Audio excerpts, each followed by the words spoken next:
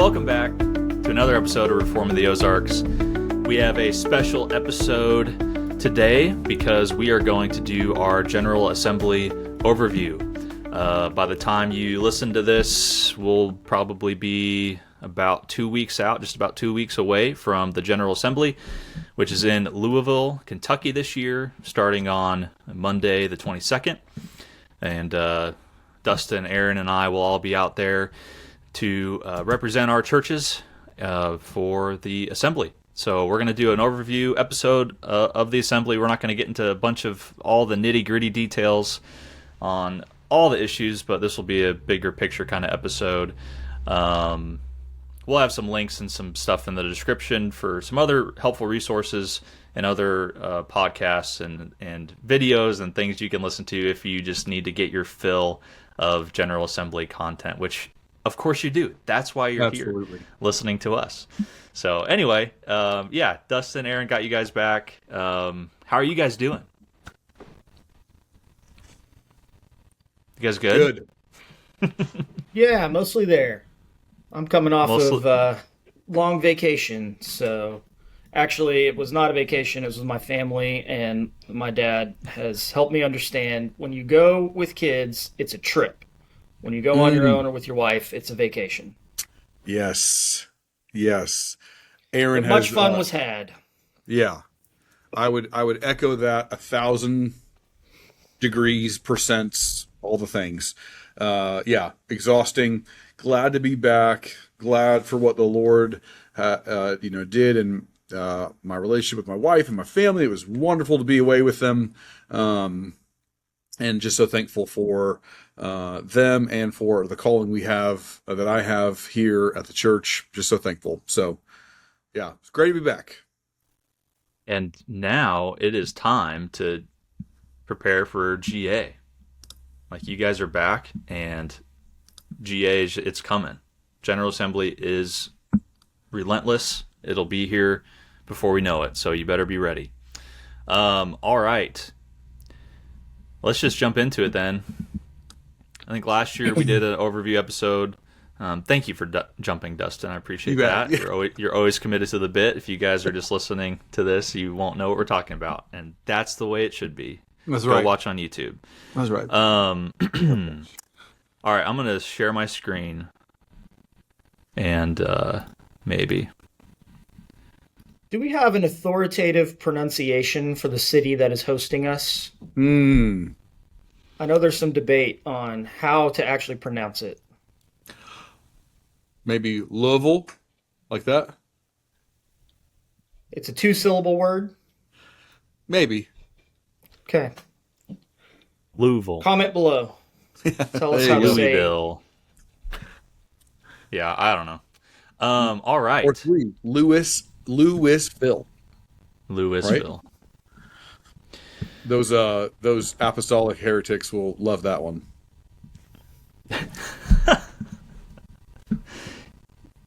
Don't start every episode picking fights, man. Yeah, dude. I'm trying. Still have read 0 comments. So Yeah. All right. This is the PCA General Assembly website. There it is right there. You can go check it out. Nope, you can't see that actually. You can just see the screen itself, I think. Anyway, PCAGA.org is where you go. And we'll just get into it here. What I thought we'd do, there's all kinds of stuff we can get into. I'm going to jump down to the schedules. Nice. So you go check out the docket if you want for yourselves. So this is, again, like I said, we're not going to get into all the nitty-gritty details. If you're in the know on the big things that are going on, if you want to get dig down into the overtures that are before the assembly or some of the other issues that are going on, we'll link to some other, like the Polity Matters guys do a great job. They always do a big overtures episode, and we'll link to some of those resources and other podcasts and guys that have done stuff like that. But we just wanted to give all our listeners an idea of what it is that General Assembly is and does, and what we'll be doing while we're away for just about a week later in June. And also just so that y'all can be praying for us and for the work of the assembly. So yeah, we'll just start here. General Assembly, we meet once a year. We do the business of the church. That's part of, that happens nationally. That involves all the different agencies and committees of the PCA. So those are... Point of order, Mr. Moderator. Yes, sir, please.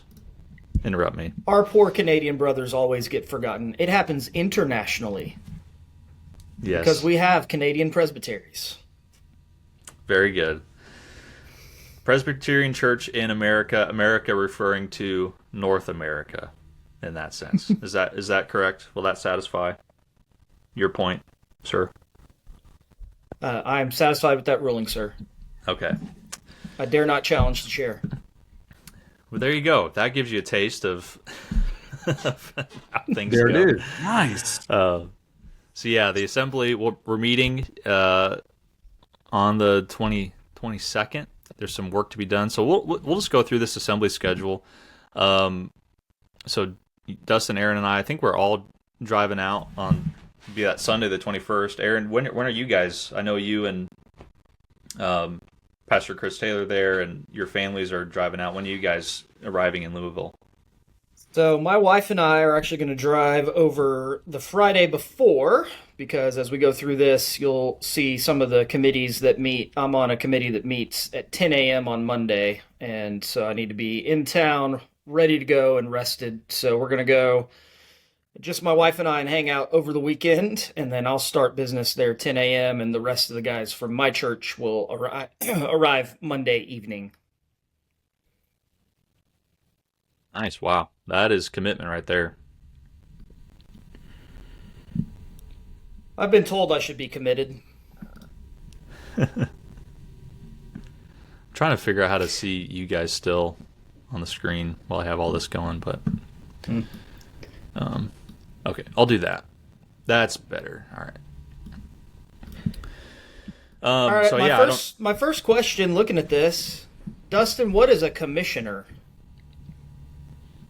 Sorry. A commissioner is one who is sent to represent and to act on behalf of another body. So the teaching elders, all of the pastors are automatically commissioners from their presbyteries. And then each church will nominate or will choose ruling elders to send on behalf of those churches to act on behalf of them and their presbyteries for their to represent them. So they are commissioned to act on behalf of someone else, right? Yeah, that was Works good for me. Yes. So we're all serving as commissioners for our churches, and then some of us are serving in more than just that general sense, I guess. But we're serving on committee of commissioners, which can I highlight stuff? Yeah, there's committee of commissioners. There's also the overtures committee.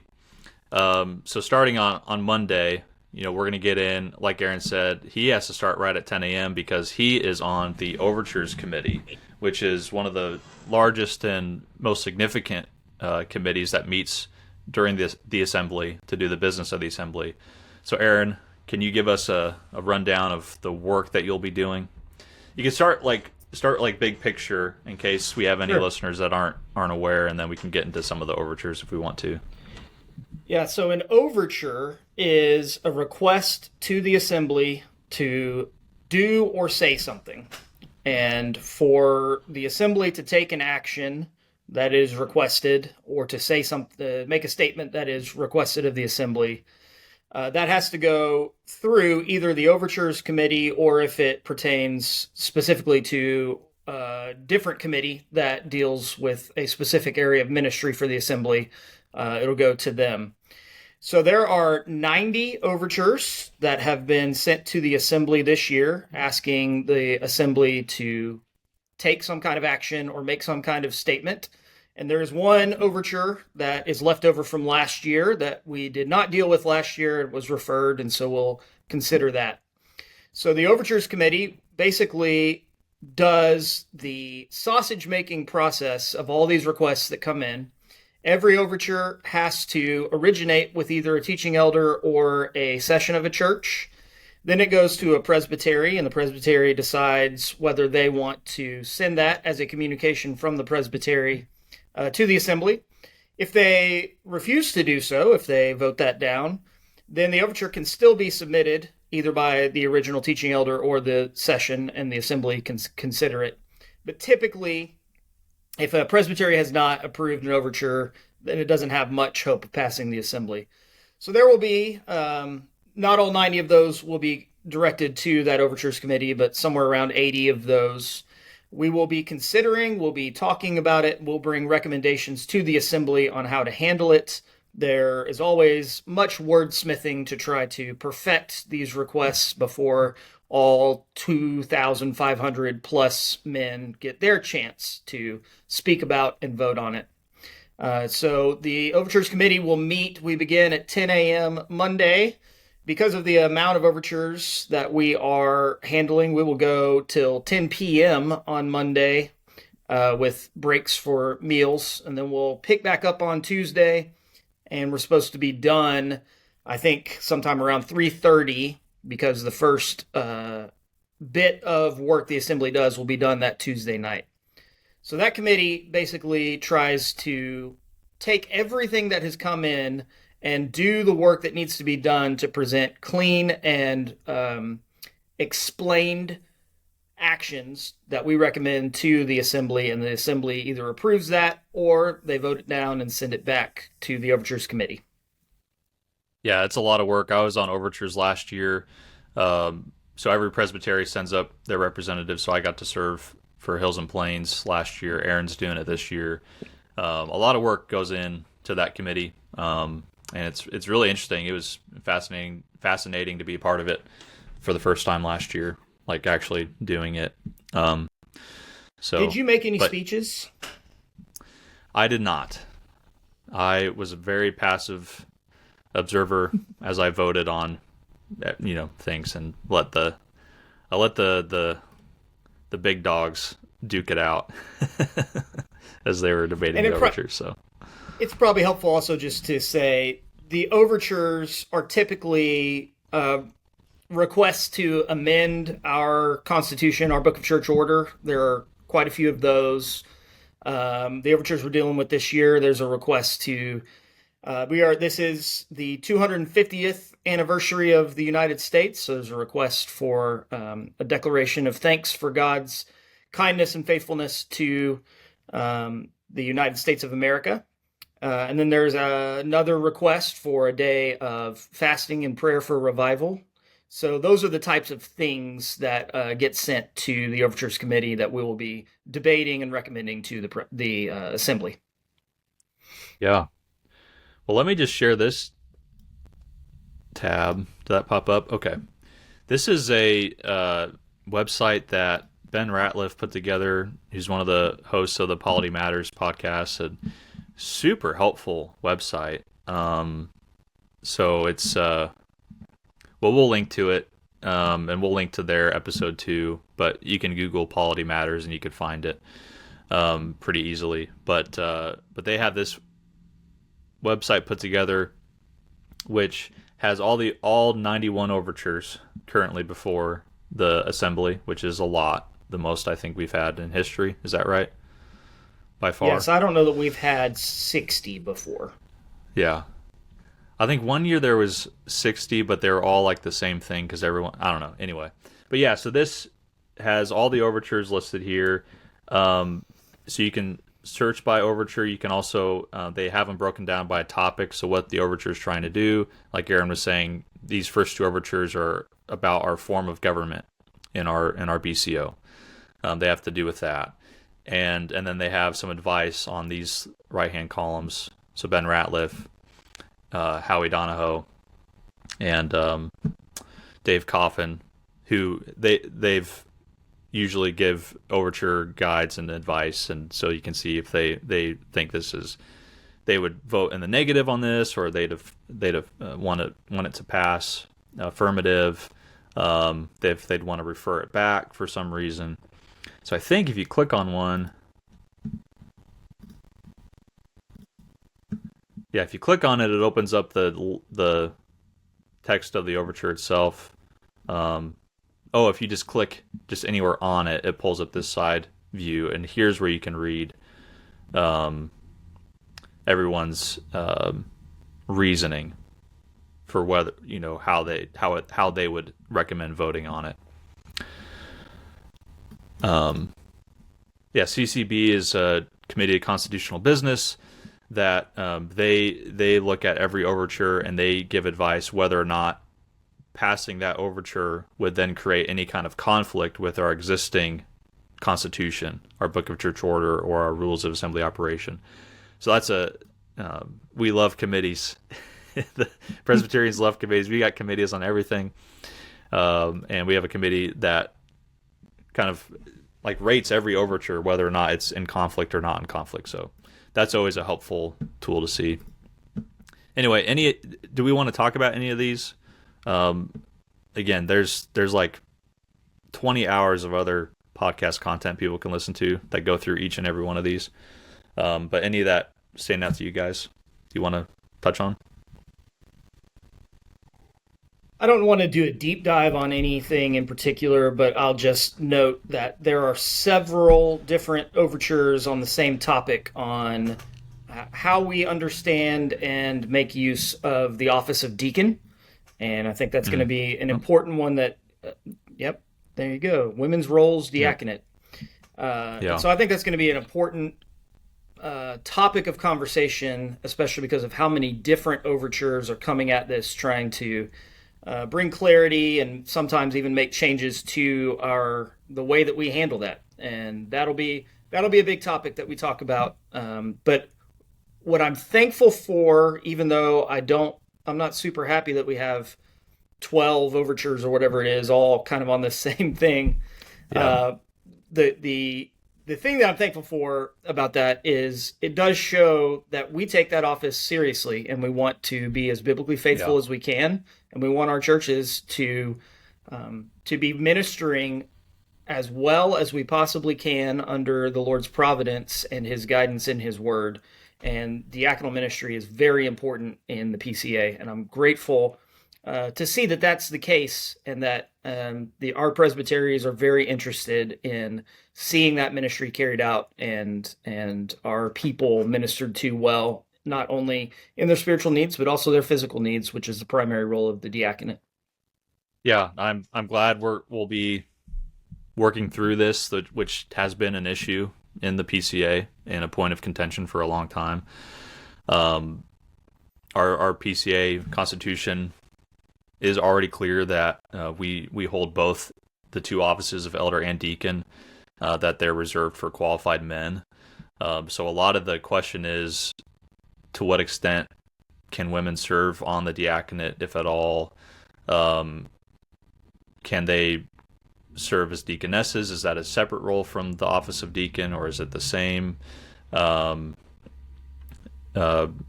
it proper to refer to them as part of the diaconate? Or are they deacon assistants, or can they be commissioned workers but not ordained workers in the church? Like, is there an office of commissioned person in the, so these are all topics that all these overtures are trying to get at. And there's a kind of a wide practice in the PCA, honestly, right now about that. So I'm hopeful so I'm glad all these are brought up so that we can talk about it. And I'm hopeful that these will be voted down, and that will reaffirm our stance that the office of both elder and deacon are reserved for qualified men. I think that's what Scripture teaches. Our Constitution certainly holds that forward, and I hope that through this we'll be able to tighten down some of that language, even that maybe needs to be tightened down in our BCO.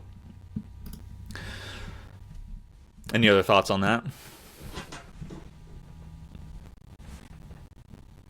I think I may have said this last year when we did an assembly preview. Overtures gets often the most attention in our PCA circles, but that doesn't Yeah. mean that it's even the most important work that's done. And so we'll talk about this quite a bit, and that's where a lot of the debate will happen. But some of the other things that we talk about are as or more important than even the overtures committee and its report. Yeah, definitely. Could you give an example, or were you going to do that later? I'm sorry. I think so. For example, as we'll get, assuming we'll move through the docket, but so MNA, Mission to North America, that's our committee that oversees ministry here in North America. It oversees not only church planting, but also some ways of preparing men for ministry, prison ministry, and disaster relief, which kind of ties in and parallel to an assembly-wide diaconal type ministry when natural disasters happen.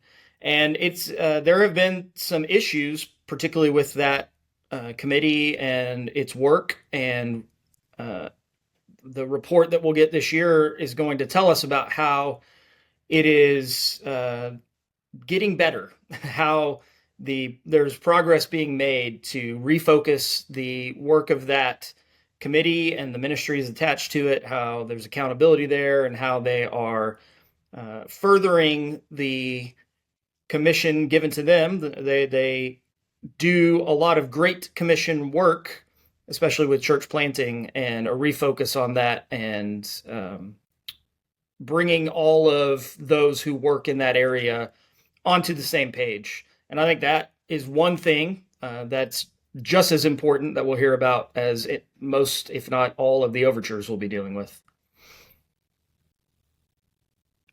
Yeah, it looks like that report is scheduled for the afternoon. These are hopeful suggestions, but by no means will we stay on schedule. But sometime in the afternoon, it's docketed to get the Mission to North America report. That's on, I think, Wednesday. Yeah, Wednesday the 24th. So that's a big one to be praying for. There seems to be, unfortunately, a lot of issues with Mission to North America that we'll be working through. But I'm so the report that we got, though, that's been sent out to the commissioners, I was pleased that it was as frank and blunt and honest as it was, assessing the situation. So I think the interim director of MNA, Steve Dowling, should receive a lot of credit for being so forthright with the issues, not only diagnosing them, but making significant changes already during his time leading leading this committee, and then reporting it faithfully to us. So yeah, definitely be praying for that. Let's jump back up to the top. So we talked about overtures. That's obviously a big one. They do a lot of work. Let's jump back, though. Committee of Commissioners. So Committee of Commissioners, you might already know this. And again, feel free to jump around in this video. We'll have timestamps for different topics. But yeah, this might be a review and repetitive for many people. But we have the General Assembly has different permanent committees and agencies that do the work of the PCA. So Mission to North America is one of those. That's our domestic missions agency. We also have Mission to the World, which is our foreign missions committee and agency. And we have several others. And every year, these committees will give reports that then will have committees made up of commissioners to the assembly. That's what Committee of Commissioners means. It's a committee made up of commissioners from the presbyteries that then review the work of these permanent committees and agencies, and then they make make a report and recommendation that's made to the assembly that's then voted on during the week. So Overtures Committee They meet at 10. Then there's a briefing for the other committee of commissioners at 11 on that Monday. And then some of the committees will begin meeting on Monday in the afternoon. Others will meet on Tuesday morning. So the ones meeting on Monday afternoon are the Administrative Committee, Covenant Theological Seminary, Geneva Benefits Group, and the Reformed University Fellowship. So I'll actually be serving on the Covenant Theological Seminary. I haven't done my in-depth reading of all the reports for that I need to prepare for that meeting, so I can't speak to any of that right now. But I'll be doing that on Monday afternoon. And then it kind of just, it really depends on how long those go, but those don't go near as long as overtures. So overtures will be meeting for a long, long time. And then Tuesday morning, the other committee commissioners will meet for these groups here: Committee of Discipleship Ministry, Covenant College, Mission to North America, Mission to the World, PCA Foundation, and Ridge Haven. So that's some of the work. The actual assembly hasn't convened yet. That happens Tuesday night. So all of this Monday and then Tuesday morning, all day Monday and then Tuesday morning, is all pre-assembly work that some of the commissioners will gather to do in preparation for the assembly to begin. Anything you guys want to discuss about Monday or Tuesday morning? So both these guys have said that the Overtures Committee is kind of the cream of the crop attendees or commissioners of the General Assembly. You know, you see the best debates, the best arguments, and sometimes the best camaraderie in the Overtures Committee. And so I'm not serving on Overtures, and I don't know if I ever will. I don't know if I'm smart enough for that, but I'm excited to attend. I'll be in the viewing area, watching some of what's going on there, learning, and then asking these guys later, what was that? What was, help me understand this, whatever. So it'll be a really great thing to observe and learn from, and then better prepare myself for the assembly and then future assemblies as well. Just getting stronger in those, in understanding how things work, how do you get the right amount of fat to meat ratio in the sausage? You know what I mean? The right spice level to where it's just, it snaps perfectly, the casing, right? Anyway, whatever. Yeah, I think I'll add to that, since Dustin mentioned sitting in and watching. All of these Committee of Commissioners meetings, unless they go into executive session, are open. So anybody could just walk in, sit down, and watch what's going on. So if you were ever so inclined or you were around, you could attend General Assembly even if you're not a commissioner, even if you're not an elder. You could go and sit, and you would learn a lot about the PCA and everything going on just by sitting in one of these committees and seeing what we're talking about. Overture seems to be the most popular because of the broad range of things that we handle, and there are, you could have over 150 men on the committee, but there's typically hundreds of people in that room because of everybody interested to see what those debates are and what we're talking about. Yeah, if you happen to find yourself in Louisville during the assembly, come sit in. Yeah, you can do that. It'd be super fun. And it will be live streamed too. Not all these committees, but the actual assembly itself is usually live streamed, which I don't know about that. I'm kind of hit or miss. I think that, I don't know. Sometimes it sets up stuff to get clipped out of context. That happened last year a little bit. And maybe not the most helpful thing, but it's probably good to have it live streamed anyway. All right, Tuesday.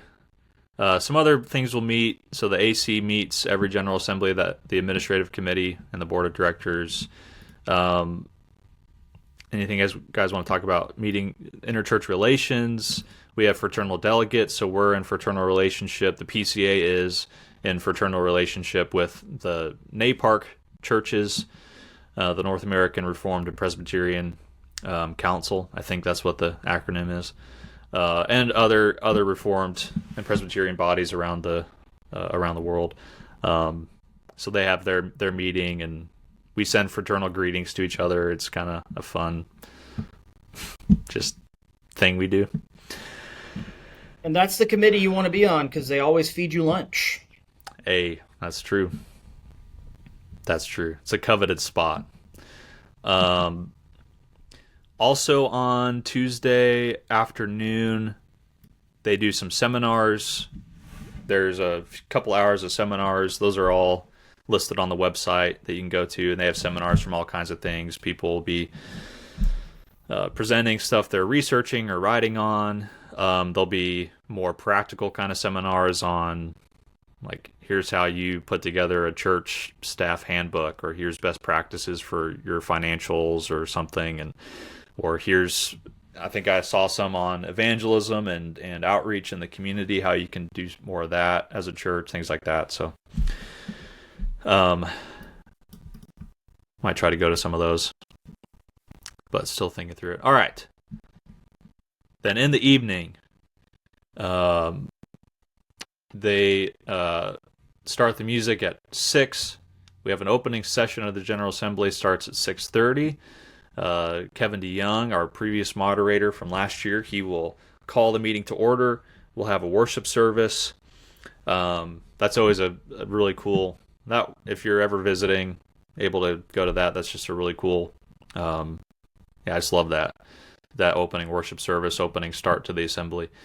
And then the assembly actually convenes or reconvenes for business at 8:10 p.m. I'm not sure why they added the extra 10 minutes there, just in case the preacher goes long, I suppose, in his sermon. But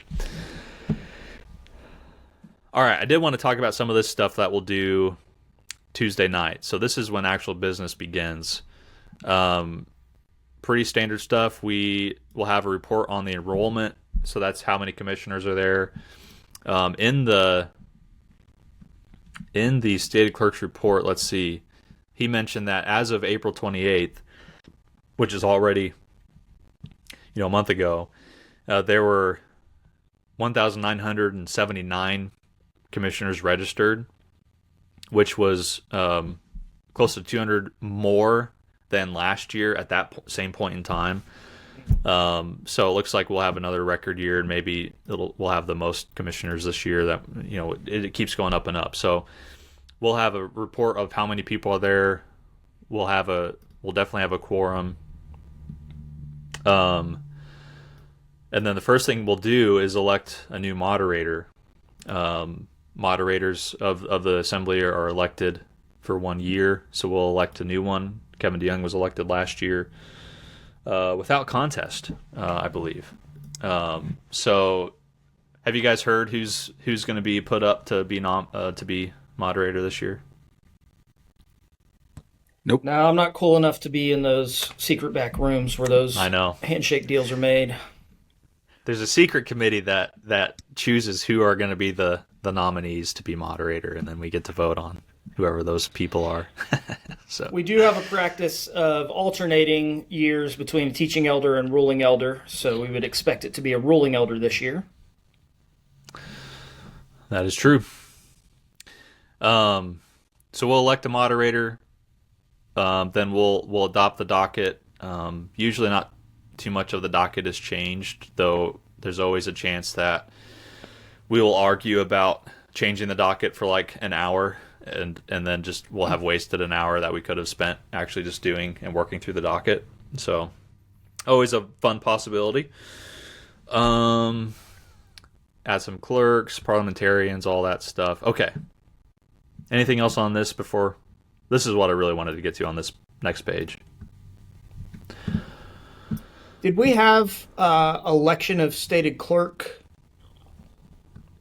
That's going to be in the AC report? Yes, and they give a partial report right here. Yeah. Okay. So yeah, let's jump. So let's go to this.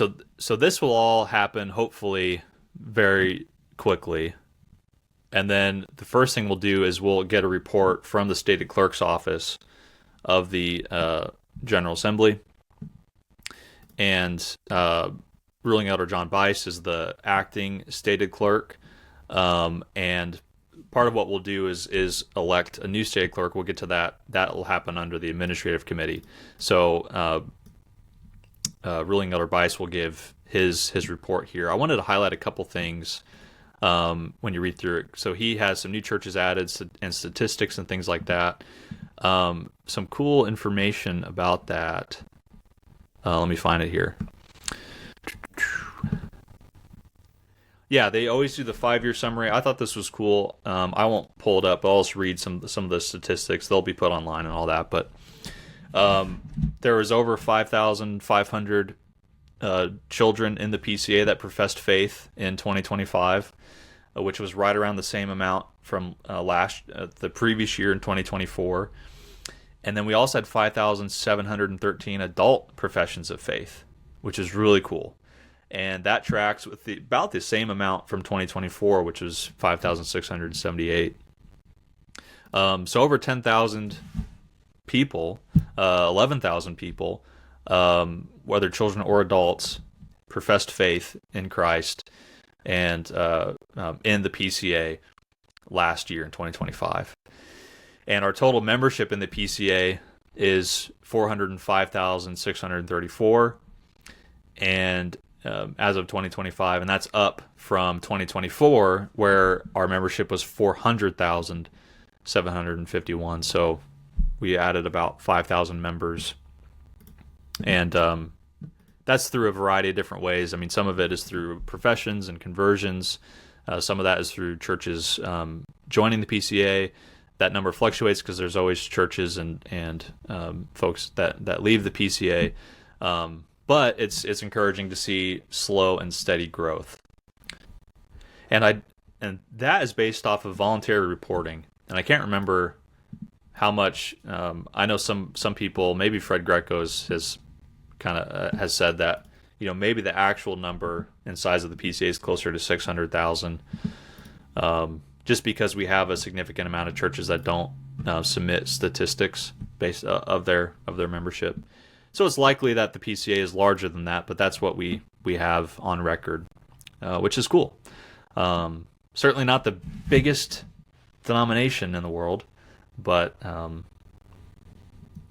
best. But the best. Hear, hear. All right. There's going to be some... so part of that report, too, will vote on overtures that were approved at the previous assembly that have then been approved by our presbyteries and then go to the assembly this year for final approval and adoption. That's the process that we go through to make changes to our BCO.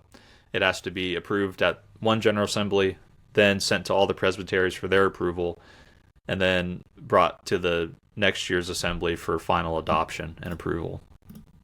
I don't know if we want to talk about any of those. There's going to be 10 of those that received the three. So there were 13 total items. 3 failed to get the amount of votes from presbyteries needed to pass. So those are dead. But there's 10 that will be voted on at this assembly, and I looked through them. They mostly have to do with cleaning up language in our BCO about different parts of our form of government, different parts of our rules of discipline, that kind of thing. So, any thoughts on that, or do you guys should we keep going? Keep going. You're doing All great, right. Levi. Keep it going. Thank you. I appreciate that. Yeah, so we'll do that. Okay. Theological Examining Committee will report. What's that about? What's that committee for?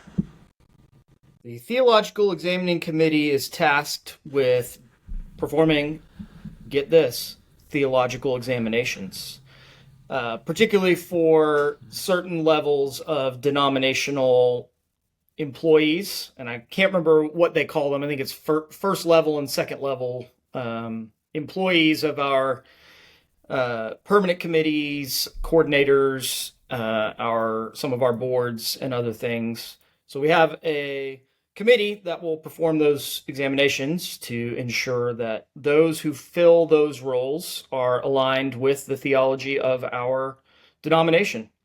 And interestingly enough, this is the first time I remember that the Theological Examining Committee will report that they did not sustain an exam for a candidate. Oh wow, I haven't even read that report yet, so I would expect some questions and discussion on that because, like I said, I don't remember them ever not passing a candidate before. Yeah. Well, in a way, it's kind of good to know that there are boundaries and limits, and that it does take its responsibility seriously. There is accountability and discipline going on. Good. Yes. Yeah. Well, it sounds like that will be an interesting report then when we get to it. So this will be another, and this is again a partial report, and part of the reason why a partial report of the admin committee, and that's because we do need to elect a new stated clerk, and the admin committee has a nomination, the teaching elder, Fred Greco. So I'm really excited about their nominee, that they've nominated him. Very excited for him to be serving in this capacity. So I don't think I could be happier with that choice. I think he'll do a great job as our stated clerk. Other thoughts on that? Elder John Bice has done an admirable job stepping in the interim role. He's done a great job, and I'm with you. I'm very, very excited that Fred Greco is the nominee from the administrative committee, and we expect him to overwhelmingly be elected. I was just going to say, we just got a dog, and I wanted to name him Fred. Because Fred's great. So this is just a good contrast. You have real substantive things being said by some of us, and not so much from others. You can decide who's that. It's kind of like the floor of the General Assembly. Oh, that's so painful. Oh. So true, because I thought I said something good, but no, I didn't. Just kidding. Oh man. Yes, Every commissioner has a right to step to the microphone. That's right. But that does not mean that you need to exercise your right. Sometimes you don't need to. So, there's always some fun stuff. All right, admin. So that I'm not sure what all they'll report on in this partial report, but the big thing, of course, we'll vote on Fred Greco. Excited to have him there. Aaron, you mentioned John Bice, who is serving as a provisional interim. And yeah, he did a great job. In their report, he mentioned that he'd visited 13 presbyteries while he was serving, and Hills and Plains was one of them. So we really appreciate him coming out to see us out on these hills and plains and talk with us and present to us there. So we do appreciate that a lot, and thankful for all that he's done to serve the AC during this time. I thought this was kind of funny though.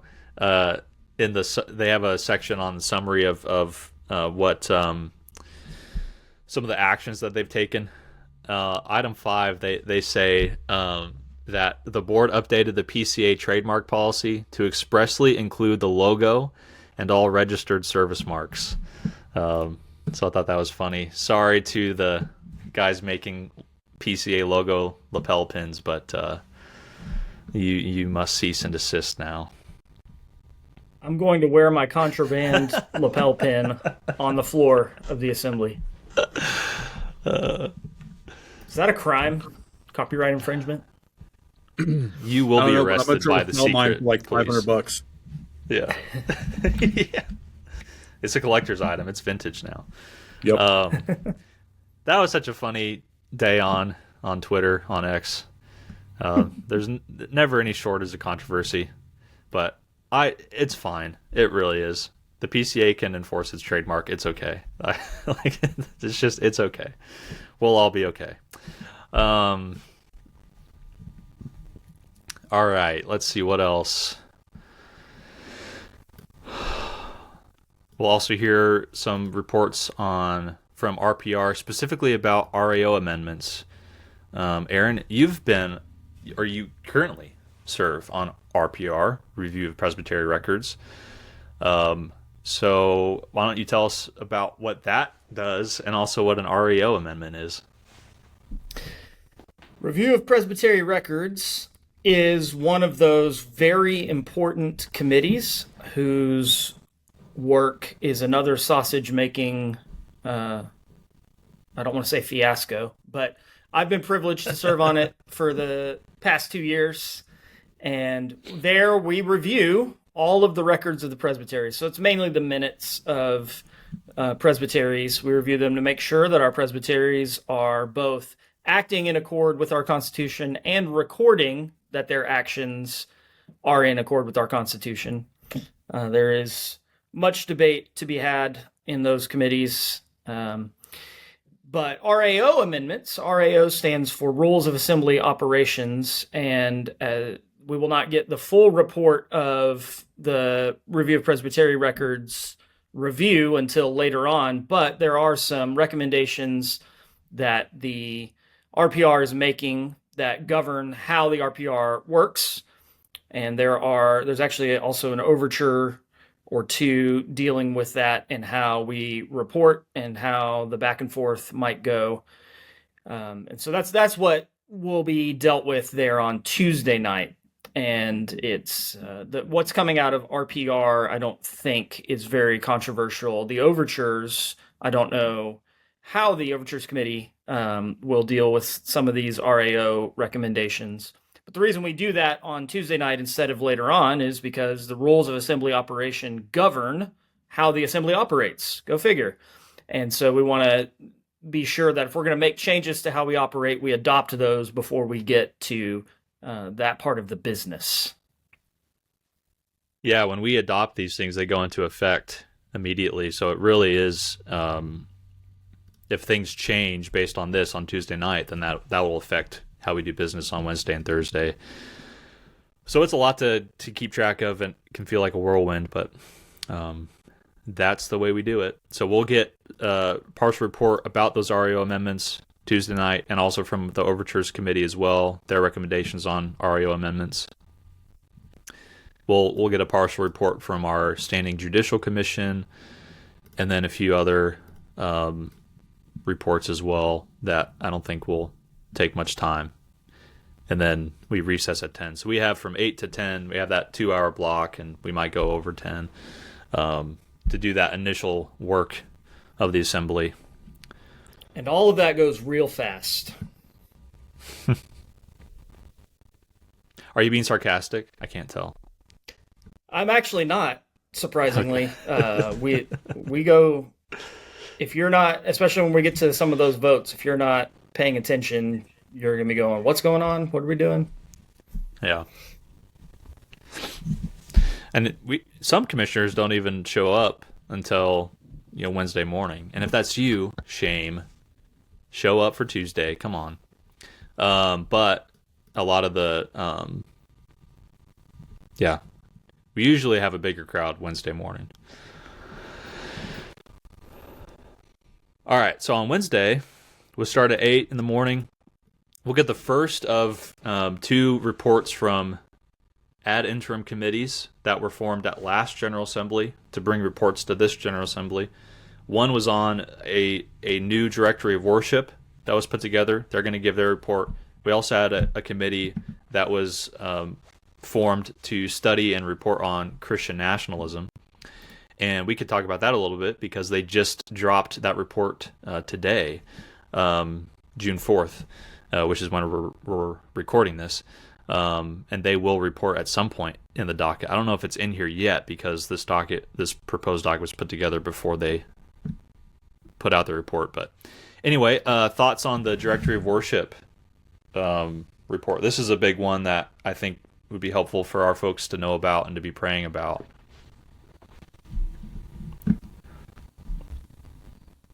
Yeah, so I think the Polity Matters podcast did.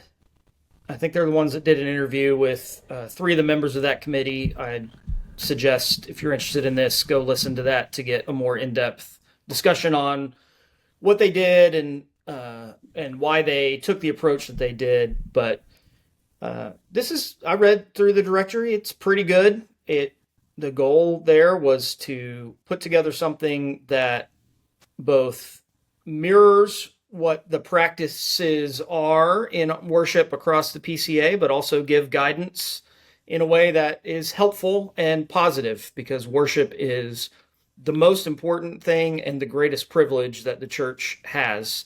And one of the encouraging things was to hear some of the members of that committee talk about why they took the approach they did in writing their recommendations. I believe the way they put it is to state things with a smile, not with a frown. And I thought that was a good line. But to have a positive and joyful approach to this is what we get to do when we gather in worship. Yeah, and you can read this for yourself. If you were watching on the screen, I just went to it. But if you go to the PCAGA.org website, there's a link you can click on for the ad interim committee for the Directory of Worship, and then it has another button that you can click to pull up the report itself, which is 24 pages long. The reason why we have this is because we don't, the PCA does not have a constitutionally binding Directory of Worship. We have a Directory of Worship, and certain sections of it do have constitutional status, but the significant amount of it is just given as historic and pious advice. But we need to have something, like Aaron said, we need to have something that is constitutionally binding, because worship is the most important thing. It was the driving factor, one of the biggest driving factors of the Reformation, was the abuses of worship within the medieval church. And so it's not something that we should take lightly or take for granted. And so yeah, I think this report that they put together is good. It was meant to be a consensus kind of document. So it might not be as focused or as tight as some might want, and for others it might feel maybe too restrictive or too narrow. But I do think it's good for us to have something so that when you have a PCA church, you can know this is the kind of worship that church has and agrees to. Now, the recommendations changed, though, or are these updated? Because at one point we were going to potentially adopt it at this assembly, but I think they changed it to where it'll be presented, but it won't be voted on until next year. Is that right? Have you guys heard that or read that? Oh, it says right here. I've heard that. Yeah, I've heard that they maybe didn't get the report in on time for it to be properly before us to vote this year, but I'm not certain that is the case. Yeah, I'm pretty sure we won't be voting on it this year, but I think they will present it, and maybe it's just as well, and they might still get some feedback, and maybe some things could be changed or added or revised, and then but we'll be voting on it at the 54th Assembly next year in Dallas, I believe. Yeah. So, and I think the right yep. approach is to go ahead and adopt this, give it full constitutional status, and then once we have that, then we can talk about where we might need some changes. But this is a great start, and we should have a constitutionally binding directory for worship. And then if we need to improve it, let's do it once we have one. Right. Yeah. Yep, I agree. And that's so yeah. These chapters, chapter 47, that would be where it begins in our book of church order, the directory of worship. And yeah, I go read this. It's great. I really enjoyed reading through it. I think I want to commend the committee for doing a great job putting this together. And I agree with you, Aaron. I think it won't next year, whenever it's finally put forward for us to vote on. I think we should vote to adopt it, and then we can revise it going forward as needed if we need to. So. All right, I'm going to jump back. Any other thoughts on the worship report? All right, so we'll do that first thing on Wednesday. That'll be fun. RPR will report in the morning. Yeah, so then once we get to that report from Review of Presbytery Records, that's where all the recommendations from the committee about how to handle the minutes that we reviewed will be dealt with. And this is one of the interesting, if you're going to watch along at any point, definitely watch this one, because this is one of the only times in all of our entire assembly that you get the true free-for-all. Any part of that report can be amended. That's not the case with any of our other reports, really. And there will always be somebody that has something they want to discuss, and it will be sometimes very lively. I was trying to explain what RPR was to my father, who's a pastor of a non-denominational church. And this is as Presbyterian as it gets. The process for this work is all the presbyteries send in their minutes. This committee is made up of every presbytery can send a commissioner to that committee. So we could have up to 87. We only had 65 men that came to the committee. But before that committee even works, meets together, those 65 men are split out into teams of 3 or 4, and they'll read all the way through the minutes of 3 or 4 different presbyteries. They'll make their suggestions. Then we all come together in the Atlanta area to discuss all of those and adopt a committee report. When we did that, we met from 9 a.m. to 10 p.m. on Wednesday and from 8:30 a.m. to 10 p.m. on Thursday with a couple of breaks for meals. Did all of our debates there, came up with our report. Then that will be presented to the assembly, where every single bit of that could be changed in theory. Yeah, that's a fun time. There's some overtures about the way the RPR report's given, right? That could change how it's done. Yes. Yeah, there are some. One of them is to restrict RPR members from speaking on the floor. That's right, yeah. Similar to what we do with overtures.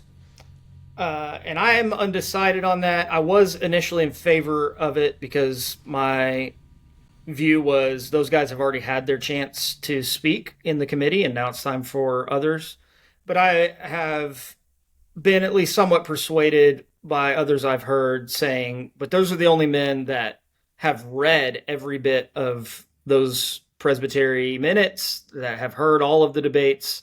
If something is getting debated, it's not fully, those minutes are not fully available to the assembly to read. And so the context means that they may be able to shed more light than others. So that's one of the major ones that's being proposed.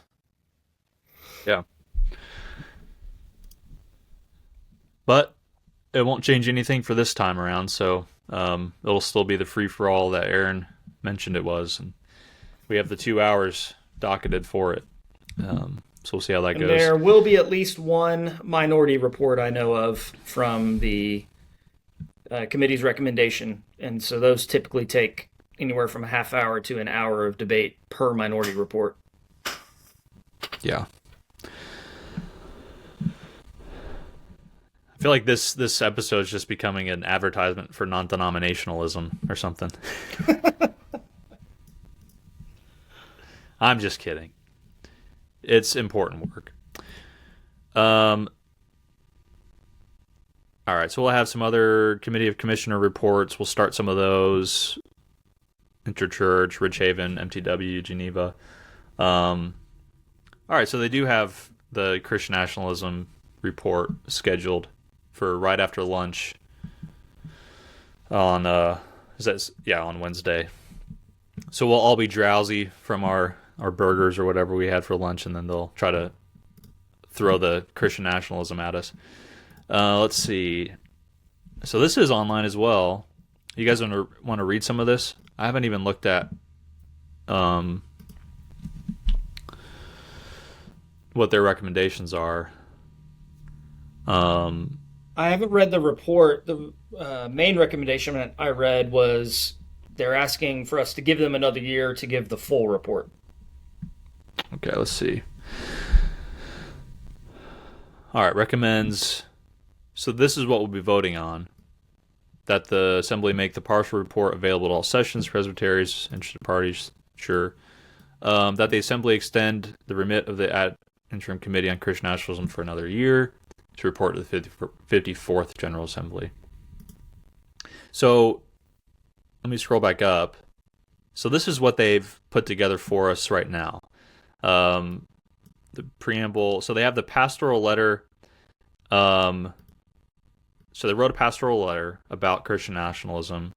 They wrote some affirmations and denials and constitutional and pastoral guidance, which looks like a significant chunk there. So what else would they be working on for another year that they haven't given us here?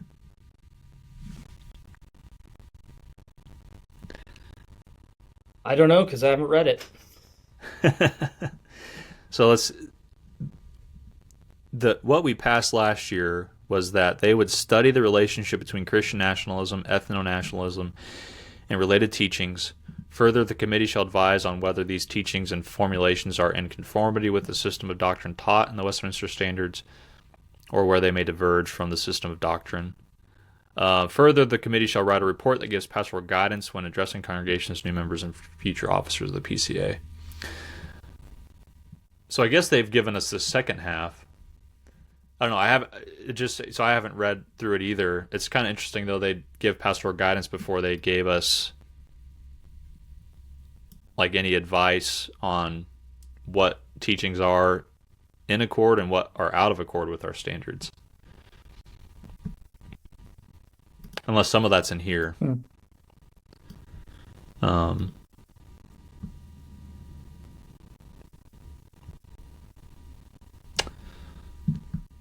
you want to read any of these? What's our time?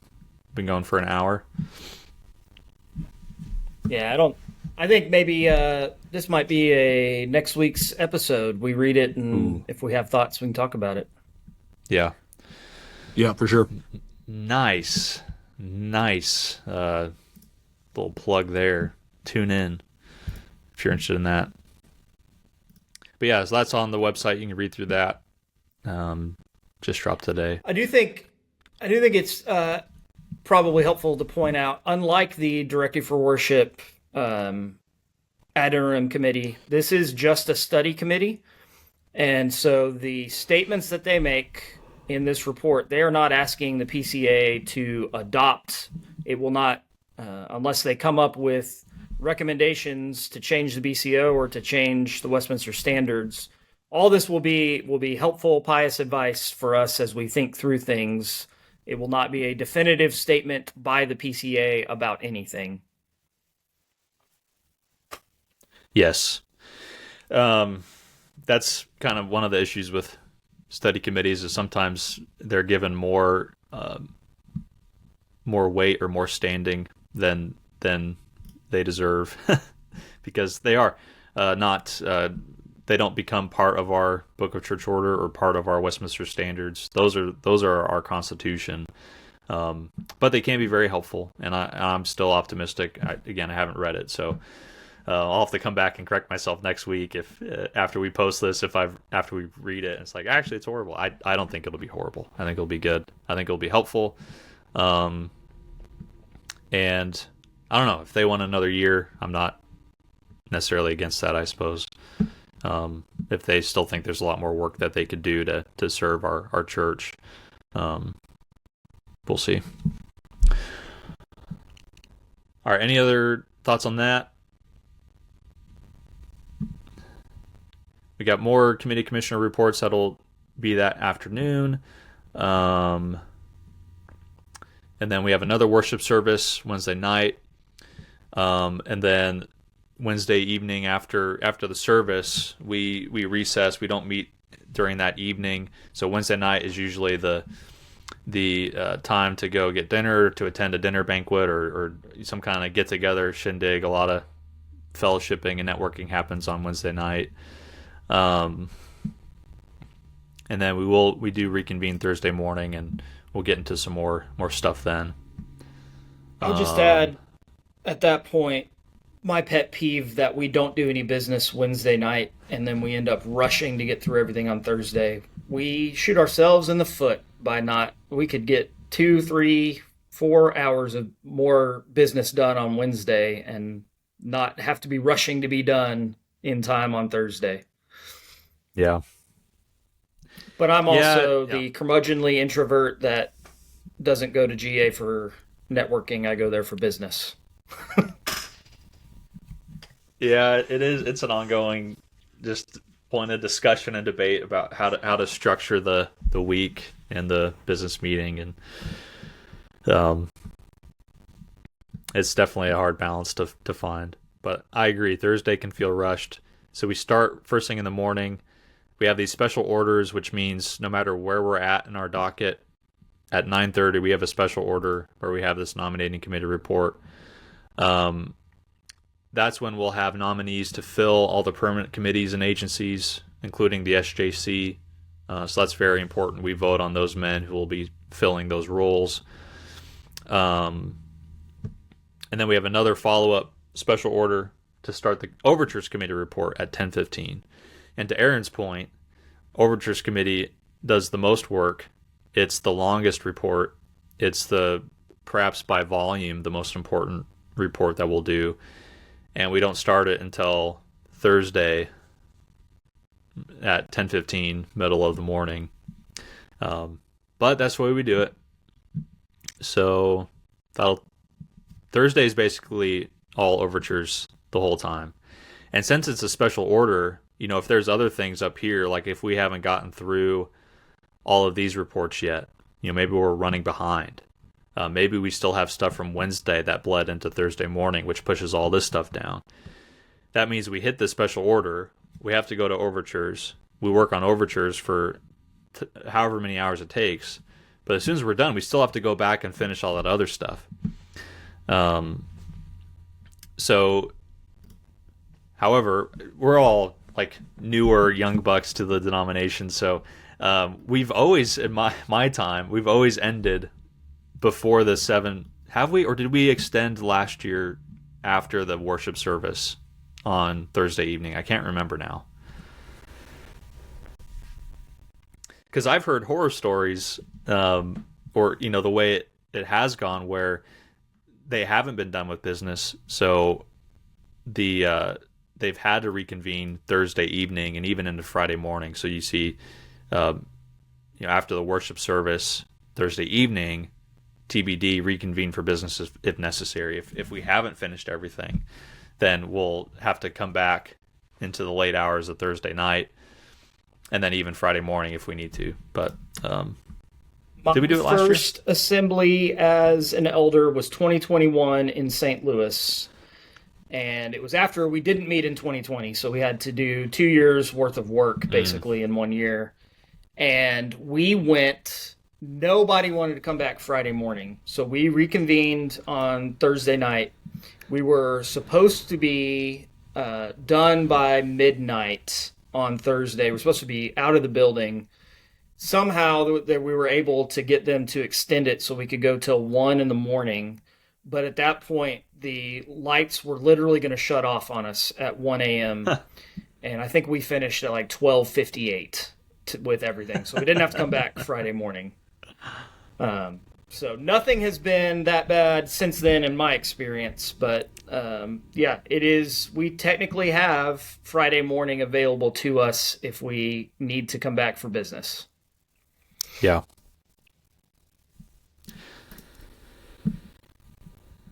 I'm going to jump back up real quick to nominating committee. I think that's another one that filling our permanent committees and special committees is one of the most important things that we do, because those are the guys that are doing the business of the assembly between assembly meetings, and getting faithful men, faithful and competent, and every man ordained is theoretically competent to do the business of the church. But let's be honest, not everybody is competent to do the specific types of things.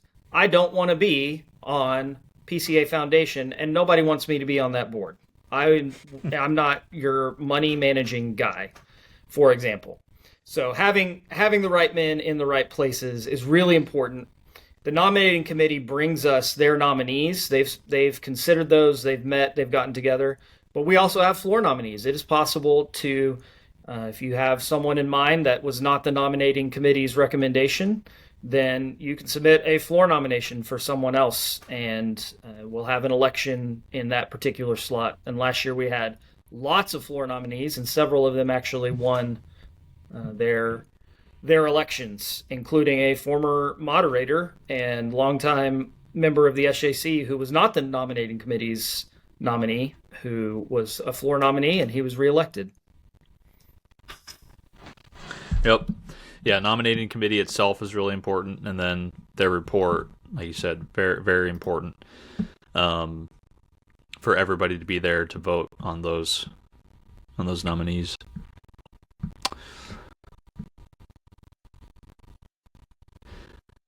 So we will have a service at 7, regardless of how much business we have to do. And then I always love, whenever we do conclude our business and we were dismissed, whether that's Thursday afternoon before the service or late Thursday evening, or even if it's Friday morning, we will sing Psalm 133 together, which is always really fun. And we'll be singing that at Christ the King on the Sunday after General Assembly, which will be fun too. Are you singing that version of it to the tune of We Are Over 1,000 Tongues? Great. Mm-hmm. Mm-hmm. Yep. Yeah, my understanding is that was the RPCES practice, and so when we joined and received them, that we brought that into the PCA, and that's one of the best. There's certain highlights every single year for me. One of them is the Tuesday night worship service, but also singing Psalm 133 together at the end is one of the highlights. Yeah, it really is. And that's the end of the docket. There we go.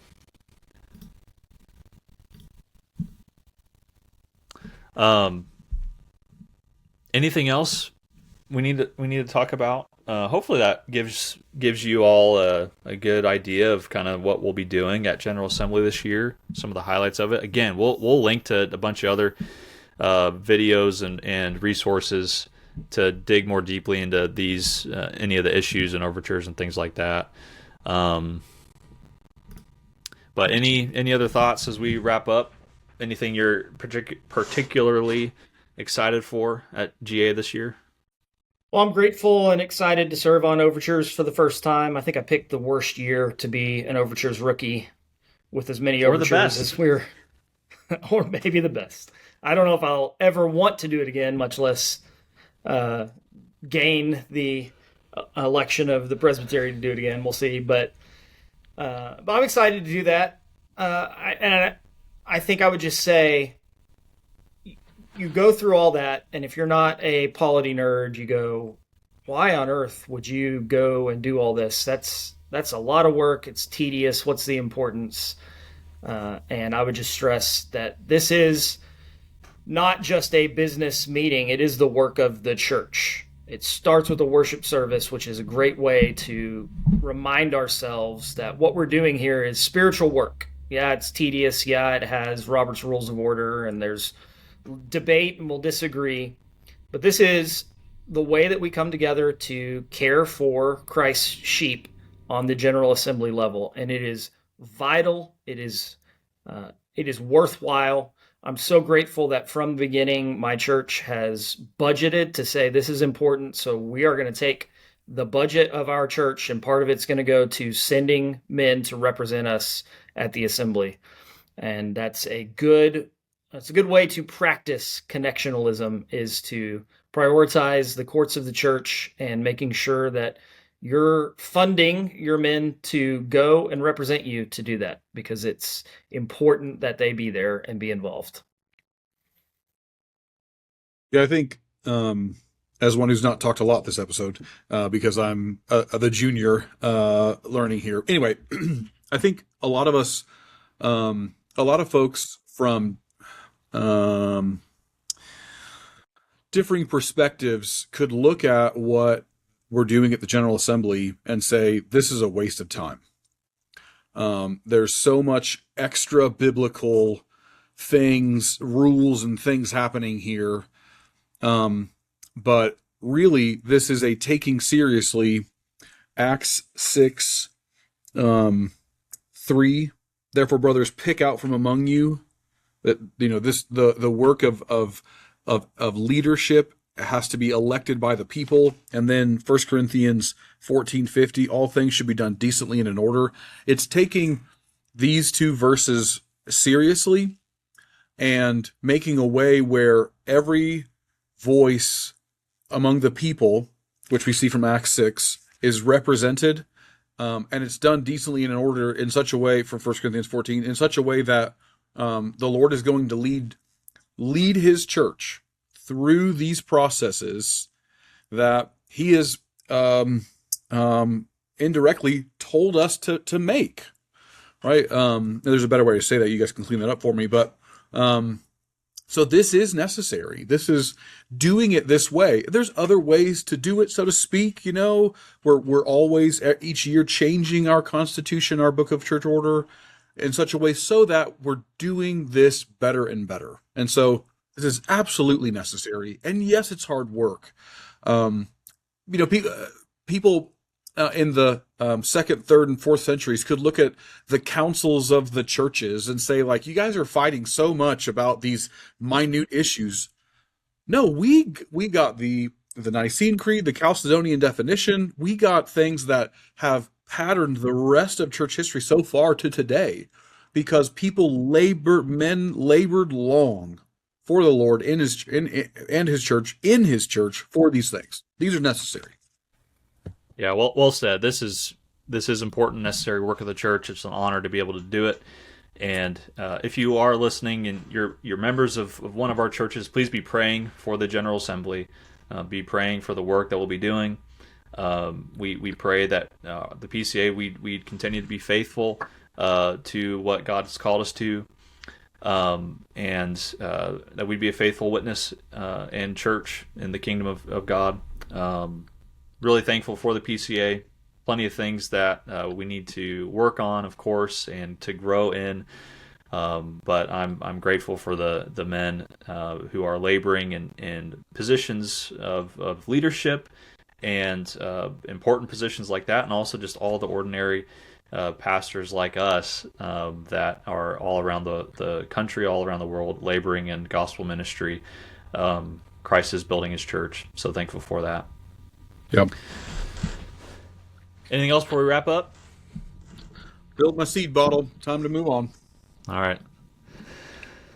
Time to close then. Yeah. So, all right. Well, I hope this has been helpful to you guys. Thanks for listening. If you've made it to the end, wow, thank you. There's a special prize for you this coming Sunday. So please leave a comment to Dustin. He'll get back to you about that. Please reach out directly. To him. Yep, immediately. We'll post. We're going to post his phone number on the screen right now, and you can call it at any. We're going to dox Dustin here. Anyway, thank you all for listening and following along with us. Hope to see you at church on Sunday. But until we do see you again, as always, go to church. Go to church.